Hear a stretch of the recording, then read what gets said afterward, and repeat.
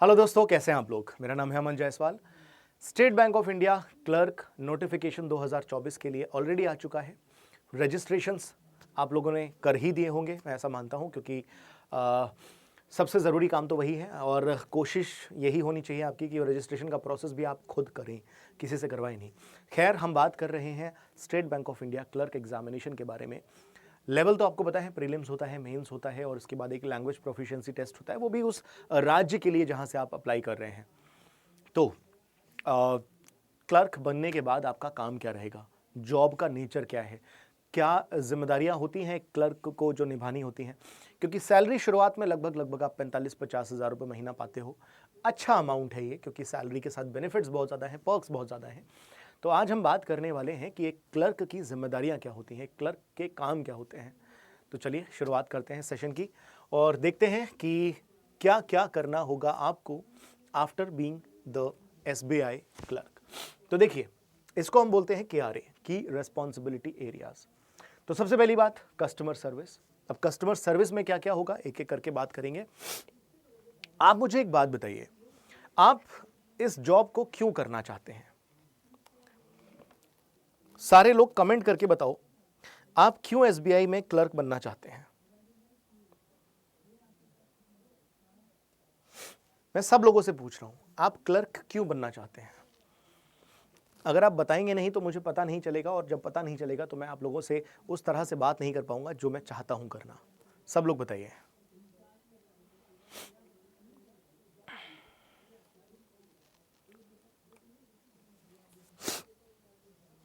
Comment करो भाई, मैं वेट कर रहा हूं आप लोगों का। कमेंट करिए सब लोग। चलिए, आप कमेंट करिए, मैं फिर भी बता देता हूं थोड़ी बहुत चीजें। तो पहला पॉइंट आपको यहां पर दिखाई देगा, कस्टमर सर्विस। तो कस्टमर सर्विस में क्या हो सकता है? भाई, कस्टमर की सर्विस करना, आप कहेंगे सिंपल सी बात, लेकिन उस सर्विस में क्या क्या होता है? बहुत सारे टास्क होते हैं उस सर्विस में। यू नो, कस्टमर को जो जानकारी चाहिए वो जानकारी देना। मान लीजिए मैं एक कस्टमर हूं और आप बैंक में क्लर्क हैं। अगर मैं आपके पास आता हूं तो आपकी कुछ जिम्मेदारियां हैं, एक एक करके डिटेल में बात करेंगे। फिलहाल एक बार की एरियाज पे देख लेते हैं। कस्टमर सर्विस, दूसरा है कैश को हैंडल करना, ये भी एक ज़रूरी टास्क होता है। Bank is all about cash, तो उसको हैंडल करना, उसकी रिस्पॉन्सिबिलिटीज़ लेना। फिर डेटा एंट्री करना, रिकॉर्ड्स को मेंटेन करना, ये एक क्लर्क की जिम्मेदारी होती है, प्राइमरी फंक्शंस हैं ये।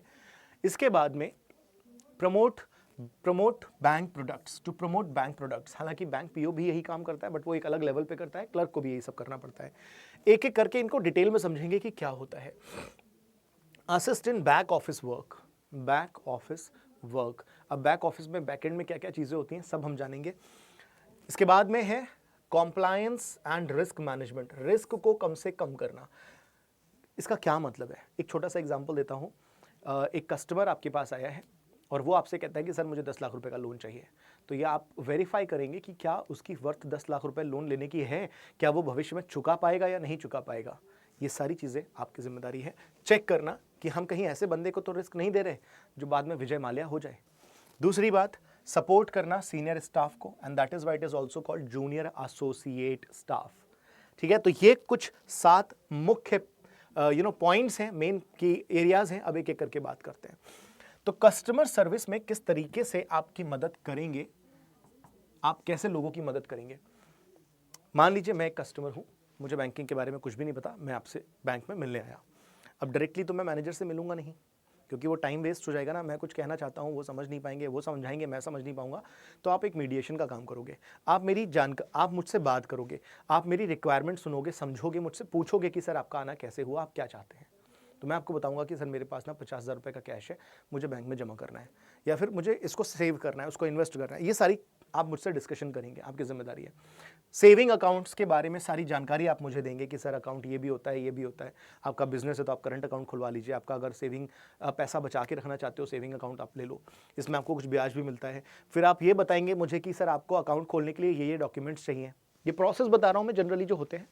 तो डॉक्यूमेंटेशन का काम पूरा करवाना, आधार की सारी डिटेल चेक करना, डिटेल्स भरना, कंप्लेंट्स अगर मेरी हैं, कुछ मेरा अकाउंट ऑलरेडी है पिछले 4 साल से, लेकिन मैं कुछ मैं कुछ प्रॉब्लम फेस कर रहा हूँ कि सर मेरे अकाउंट में से ये 200 रुपये कट गए बिना बात के, तो इस तरीके की कंप्लेंट भी आप ही सुनेंगे। अगर कोई ट्रांजैक्शन फेल्ड हुई है तो मैं डायरेक्ट मैनेजर से नहीं मिलूंगा, मैं सबसे पहले आपसे मिलूंगा, क्योंकि आप हैं स्टेट बैंक ऑफ इंडिया के क्लर्क। अगर कहीं पर क्रेडिट डिले हो रहा है, मान लीजिए मैंने ट्रांसफ़र किए 50,000 रुपये और दूसरे अकाउंट में जहाँ तुरंत पहुँच जाने चाहिए थे वहाँ पर नहीं पहुँचे, डिले हो रहा है, तो इस तरीके की कंप्लेंट मैं आप ही से करूँगा। और इन सारी बातों पे जो एस्केलेशंस होंगे, मतलब मुद्दे को जो रेज़ करेंगे, आप इनके सॉल्यूशंस देंगे, आपकी जिम्मेदारी है। तो सबसे पहला पॉइंट, कस्टमर की सर्विस, ये आपकी जिम्मेदारी है। अब बात करते हैं कैश हैंडलिंग में। तो कैश हैंडलिंग में क्या क्या काम आते हैं भाई? कैश डिपॉजिट करना, कैश विड्रॉल करना। भाई मेरे पास 50,000 रुपये हैं, मैं आया बैंक में जमा करने के लिए, तो मैं आपको दूंगा, आप कैशियर हो, तो आप कई बार जो क्लर्क होते हैं उन्हीं को कैशियर बना दिया जाता है, वो अलग नहीं होते, रोल इंटरचेंज हो जाते हैं।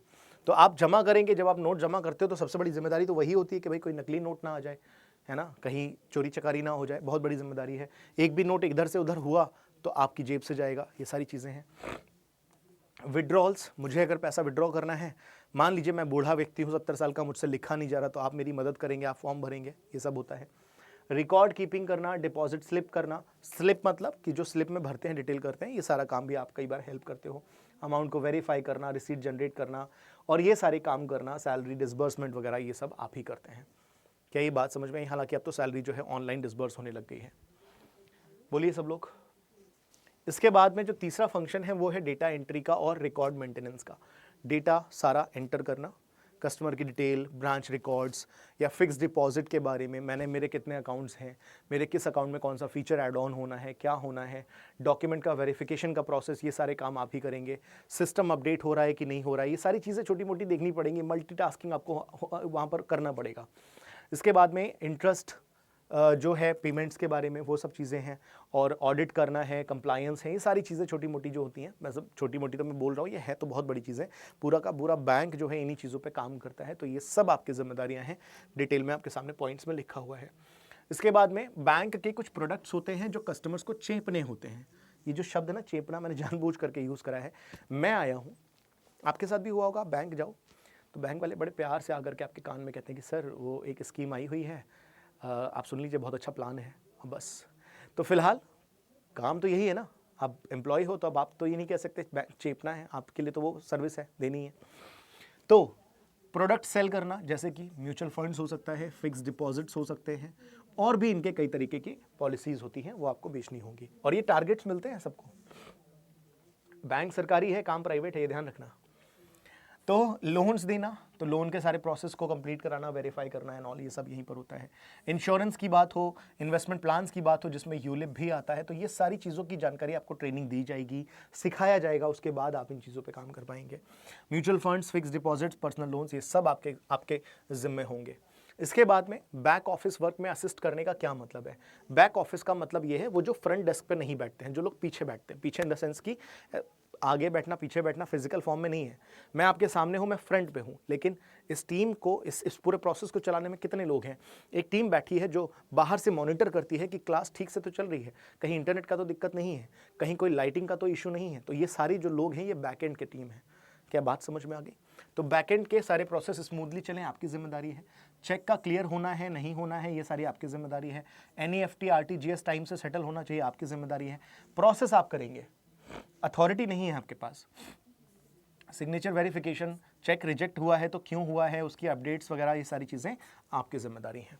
और इन सब के बाद compliance and risk management. Risk management का मतलब है कि बैंक ने जो रूल्स बनाए हैं, हर चीज़ उसी के हिसाब से होनी चाहिए, फ्रॉड ना हो, ऐसी चीज़ें आपको अलर्ट होकर देखनी पड़ेंगी, चीज़ें कॉन्फिडेंशियल रहें, सीक्रेट है तो सीक्रेट रहें, हर एक को ना पता चले। आप तो सबके अकाउंट के पैसे देख सकते हो कि किसके अकाउंट में कितना पैसा पड़ा है, लेकिन किसी घर से दूसरा व्यक्ति आ गया, उसने पूछा मेरे भाई के अकाउंट में कितना पैसा है बता दो, आप नहीं बता सकते। सस्पिशियस कॉल्स अगर आती हैं, ओटीपी, फ्रॉड एजुकेशन, ये सारी चीज़ें आपको सिखाई जाएंगी और आपको ये सब बातें कस्टमर्स तक कन्वे करनी है। अकाउंट में सिक्योरिटी, हाई वैल्यू ट्रांजैक्शंस, ये सब चीज़ें आपकी ही जिम्मेदारी होंगी, शुरुआत आप ही से होगी, क्योंकि आप पहली सीढ़ी हैं इन चीज़ों का। और आखिरी काम है सपोर्ट करना अपने सीनियर्स को, जिसमें आपके ब्रांच मैनेजर को सपोर्ट करना, उनको रिपोर्ट्स देना, कस्टमर का फीडबैक लेना, डेटा मिसमैच तो नहीं हो रहा ये देखना, सर्विस को बढ़ाना, और फिनेंशियल लिटरेसी कैंप्स लगा करके लोगों में अवेयरनेस फैलाना। ये सारे काम होते हैं एक स्टेट बैंक ऑफ इंडिया के क्लर्क के, इनफैक्ट किसी भी बैंक के क्लर्क के, सिर्फ स्टेट बैंक ऑफ इंडिया नहीं, किसी भी बैंक के क्लर्क के। तो आशा आशा करता हूँ आप लोगों को समझ में आया होगा, क्योंकि अक्सर क्या होता है हम बस पढ़ाई की तैयारी शुरू कर देते हैं, क्योंकि हमें तो एक नौकरी चाहिए, कोई भी नौकरी हो चलेगी, बट जब तक आपको पता नहीं चलेगा कि वो उसमें काम क्या करना होता है, आपके अंदर से एक मोटिवेशन नहीं आएगा। जब आपको पता चलता है अच्छा ये करना होगा, ये जिम्मेदारी है मेरे पास, ये पावर है मेरे पास, तब मज़ा आता है। हालांकि यहाँ पर पावर तो कुछ नहीं है, जिम्मेदारी बहुत सारी है, इसी बात के पैसे मिल रहे हैं। तो फिलहाल आशा करता हूँ सब लोगों को सारी बातें समझ में आई होंगी।